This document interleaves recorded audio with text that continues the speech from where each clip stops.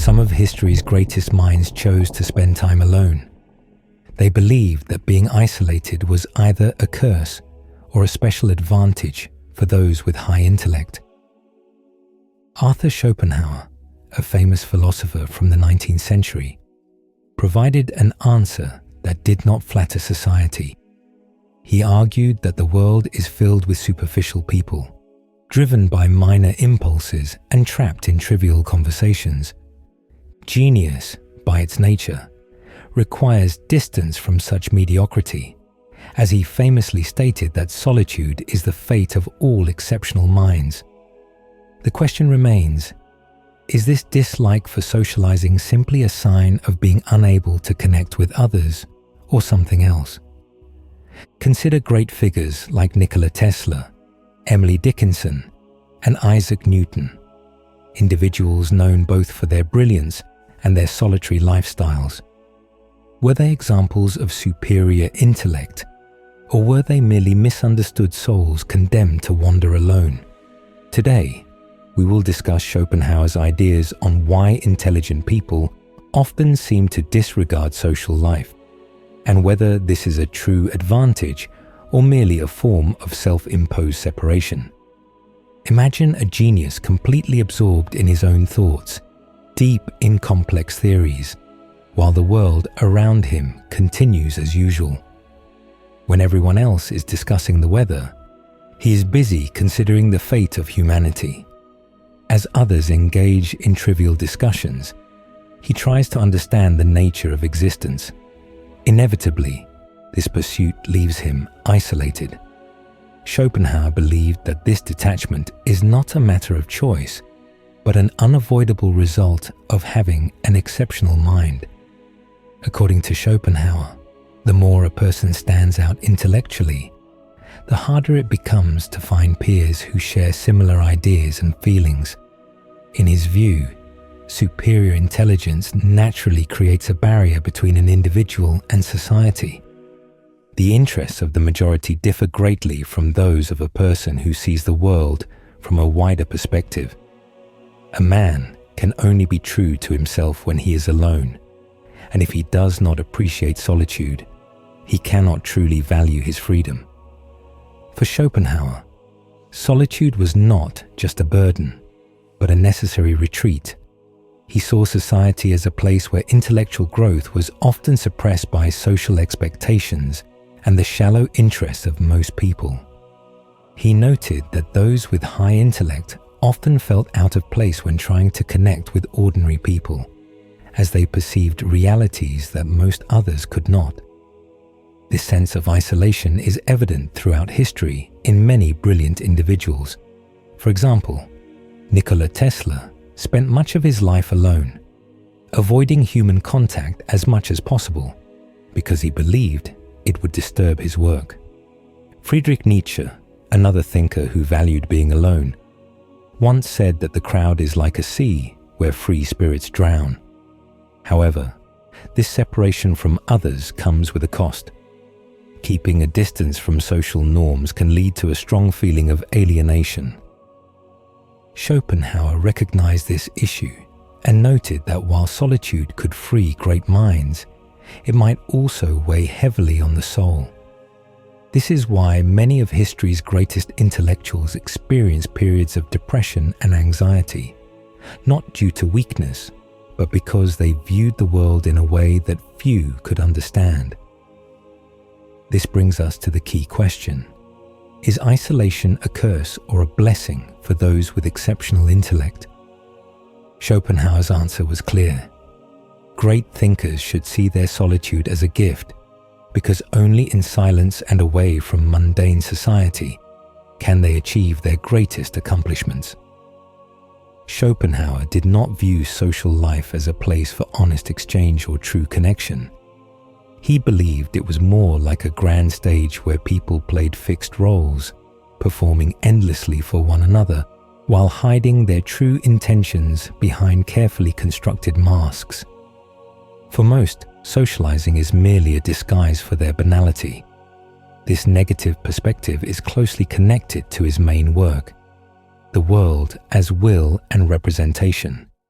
in which he argued that everything we experience is just a projection of our own minds. To him, social life was simply an illusion, a show that kept people from gaining real knowledge about themselves and the world.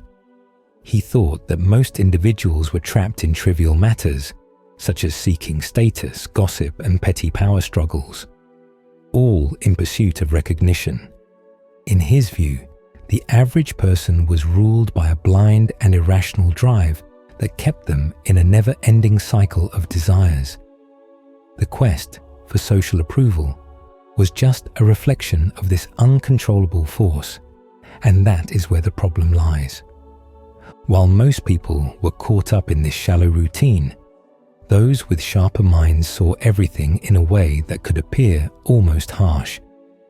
To them, society seemed like a pointless game, where interactions rarely went beyond the surface. This disdain for social life was not unique to Schopenhauer. Other great thinkers also expressed their discontent with the superficial nature of society.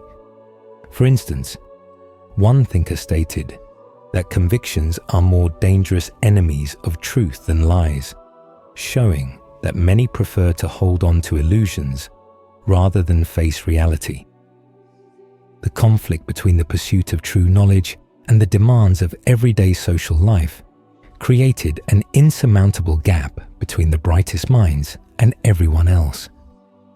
The result was that intellectual isolation became inevitable. However, there is a downside. Prolonged solitude can lead to feelings of disillusionment, apathy, and even contempt for the outside world. Schopenhauer warned that for those who saw past the social facade, the only choice was to accept this reality and learn to live with it. He then asked, how does this isolation appear in everyday life? Why do highly intelligent people often feel frustrated when interacting socially? In the next section, we will consider the conflict between genius and mediocrity and how it tends to push great thinkers away from ordinary life. Schopenhauer described his view of humanity by saying that most people are driven by shallow and self-centered interests, with little desire for serious thought. This creates a wide gap between those with high intelligence and the majority, who are distracted by trivial matters. While ordinary people recognize only themselves, a genius sees mediocrity for what it is and ends up feeling alone. This isolation happens because a true thinker naturally seeks to understand the world on a more thoughtful level. While most individuals are busy with minor concerns such as status, gossip, or light entertainment, a genius is busy trying to unravel the mysteries of existence. When they try to share their ideas, they often meet with indifference or misunderstanding. This explains why many great thinkers have felt frustrated with society. Schopenhauer himself disliked interacting with ordinary people because he believed the majority were too wrapped up in trivial matters. He famously remarked that the few brilliant minds stand apart from the many average ones. This sentiment is similar to Voltaire's famous saying, "The secret of being boring is to tell everything you know." The problem goes beyond communication issues. It lies in a fundamental difference in interests. A genius seeks universal truths, while most people are after immediate pleasure and distraction. This difference makes social interactions very difficult for those with exceptional intellect. We see this pattern in many historical figures. For example, Nikola Tesla avoided social events and unnecessary interactions, considering them a waste of time. Isaac Newton was known for his reclusive nature and impatience with everyday conversation. Even Albert Einstein, one of history's most celebrated scientists, admitted that he preferred being alone rather than spending time with people who did not share his passion for deep ideas. Moreover, this distance from society is not always by choice. Often, society itself rejects those who think differently, innovative and unconventional ideas can make others feel uncomfortable or even threatened. Schopenhauer referred to this as the resentment of mediocrity, where ordinary people tend to dislike what they do not understand or what makes them feel inferior. As a result, a genius not only withdraws voluntarily, but is also pushed away by the hostility of the people around him. This forced isolation can lead to feelings of alienation and a dislike for social interaction. Given this reality, an important question arises. If the world is so hostile to great thinkers, how should they handle this situation? Schopenhauer believed the answer was not to try to fit into society, but rather to accept and use solitude as a place for thought and reflection. Is loneliness something that happens to you, or is it a choice according to Schopenhauer? He argued that it is both. He saw solitude as an unavoidable result of high intelligence, but also as a chance for mental and spiritual growth. While most people cannot stand being alone because they only feel comfortable in the company of others, a person with a high intellect finds value in spending time by themselves. This perspective brings us to an important point. Loneliness is not a punishment, but a privilege. It gives a thinker the chance to concentrate on their own ideas without distractions or the need to conform to empty social norms. It is in this quiet environment that creativity can thrive and understanding can increase. Many of history's greatest thinkers, scientists, and artists made solitude their constant companion. Emily Dickinson spent much of her life isolated at home, dedicating herself to writing. Kant was known for his strict routines and dislike of social events.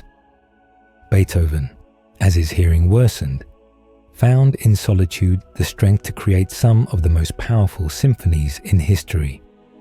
Schopenhauer believed that when a brilliant mind becomes too involved with society, it risks losing focus and clarity. This idea is in line with certain Buddhist teachings, which state that attachment to the external world and social activities can lead to suffering. True growth occurs when one looks inward and distances oneself from the illusions of the material world. However, there is a challenge in this choice. Human beings are naturally social, and the need to belong is hardwired into us. Extended periods of solitude can lead to feelings of anguish and melancholy, even for great thinkers. For example, some who saw solitude as a path to greatness admitted that it could be painful. In Thus Spoke Zarathustra, the philosopher is depicted as a hermit descending from a mountain to share wisdom, only to be met with rejection and misunderstanding. This difficulty is real. Stepping away from society brings freedom, but it also carries a heavy burden that is hard to bear. Schopenhauer proposed a solution to this problem. He believed that even though a genius can never fully blend into society, there is a way to interact with the world without being dragged down by its mediocrity. He recommended a form of emotional neutrality that allows one to be around others without getting overly involved. This brings us to the final point. How can great thinkers live among ordinary people without being overwhelmed by superficiality? Schopenhauer suggested that the key is to maintain a calm and measured distance. He argued that true happiness belongs to those who are self-reliant. For him, the goal was not to try to change others or force oneself to fit in, but to develop an attitude of calm detachment. He compared it to the way a scientist observes an experiment with curiosity, yet without letting emotions interfere. This approach means accepting the simple nature of everyday life without getting annoyed by it, understanding that most people have limited mental capacity, and keeping one's own mind independent without seeking external approval. This method is similar to the Stoic idea of controlling one's emotions in the face of hardship. Marcus Aurelius, a great advocate of Stoicism, wrote in his Meditations that one should give oneself the gift of indifference to things beyond one's control. He noted that the world will always be full of distractions and empty conversations, but it is up to each person to decide how much attention to pay to them. A true thinker should not completely isolate themselves, but rather choose their social interactions carefully, taking in only what is necessary and leaving aside what is not. Schopenhauer recognized that even the greatest minds need some level of human contact, whether to exchange ideas or to avoid complete isolation. The key, according to him, was to choose carefully who to interact with and keep these interactions to a minimum, just enough to manage daily life without losing one's sanity. This philosophy remains relevant today in a world filled with online distractions, misleading information, and shallow relationships. Being smart is not just about understanding the world, but also about handling it without losing yourself. Schopenhauer teaches that rather than feeling sorry for not connecting with most people, we should view it as a sign of our mental freedom. After all, solitude can be both a burden and a privilege, a chance to think, reflect, and grow without the constant interruptions and pressures of society. The key test of intelligence is knowing how to balance social engagement and personal reflection, and when to interact and when to step back. Schopenhauer gives us the idea of how to achieve this balance, but it is up to each one of us to decide how to apply it. By now, you have likely experienced that mix of freedom and isolation that Schopenhauer described. Intelligence can serve as a refuge, but it can also feel like a prison. However, there is something very liberating about realizing that not every silence needs to be filled, and not every connection is worth the effort. Remember, you are not alone in this, even when the world feels solitary. As Arthur once said, loneliness is not the problem. The problem is keeping the wrong company.